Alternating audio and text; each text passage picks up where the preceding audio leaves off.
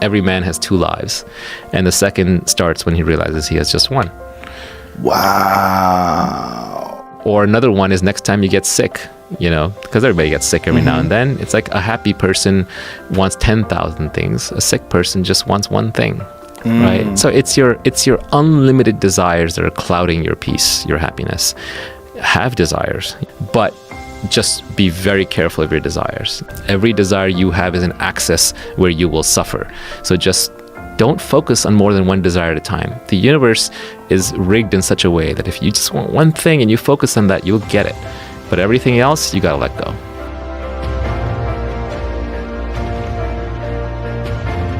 There's this battle that happens on Twitter a lot between should you work harder and should you not. Like David Hauser's on there saying it's like you're slave driving people, and Keith Rabois is always on there saying like, no, all the great founders work their fingers to the bone. First of all, they're talking about two different things. David is talking about employees in a lifestyle business, which is fine. Your number one thing in life, if you're doing that, is not getting wealthy. You have a job, you also have your family, you also have your life. But Keith is talking about the Olympics of startups. He's talking about the person going for the gold medal and trying to build a multi-billion-dollar public company. That person has to get everything right. They have to have great judgment, they have to pick the right thing to work on, they have to recruit the right team, and they have to work crazy hard because they're basically engaged in a competitive sprint. So if getting wealthy is your goal, you are going to have to work as hard as you can. But hard work is absolutely no substitute for who you work with and what you work on. What you work on is probably the most important thing. Finding product, market, founder fit, which is how well you are personally suited to that business. The combination of that three, that should be your overwhelming goal. And you can save yourself a lot of time if you pick the right area to work in. Picking the right people to work with is the next most important piece. And then third comes how hard you work.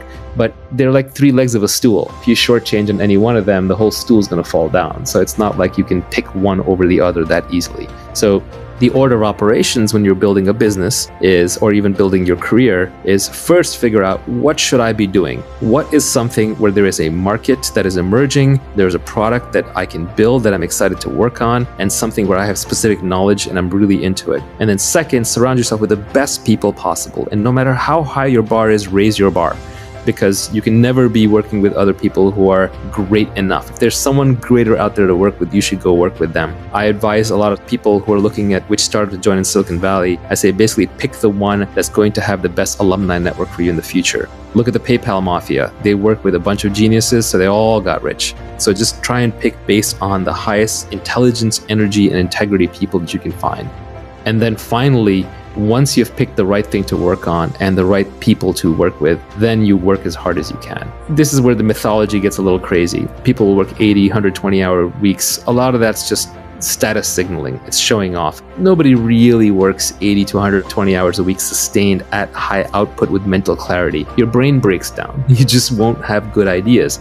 So really the way people tend to work most effectively, especially in knowledge work, is they sprint as hard as they can while they're working on something and they're inspired and they're passionate, and then they rest, they take long breaks. It's more like a lion hunting and much less like a marathon runner running. So you sprint, then you rest, you reassess, and then you try again.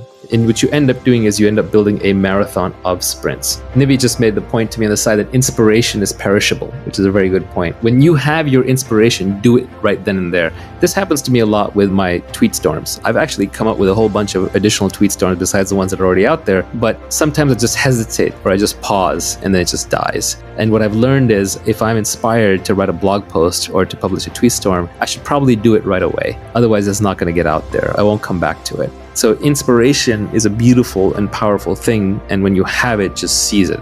So people talk about impatience. When do you know to be impatient? When do you know to be patient? My glib tweet on this was impatience with actions and patience with results. And I think that's actually a good philosophy for life. Anything you have to do, just get it done. Why wait? You're not getting any younger. Your life is slipping away. You don't want to spend it waiting in line. You don't want to spend it traveling back and forth. You don't want to spend it doing things that you know ultimately aren't part of your mission. And when you do them, you want to do them as quickly as you can while you do them well with your full attention. But then you just have to give up on the results. You have to be patient with the results because you're dealing with complex systems, you're dealing with lots of people. It takes a long time for markets to adopt products. It takes time for people to get comfortable working with each other. It takes time for great products to emerge as you polish away. So impatience with actions, patience with results. And as Nivi said, inspiration is perishable. So when you have inspiration, act on it right then and there.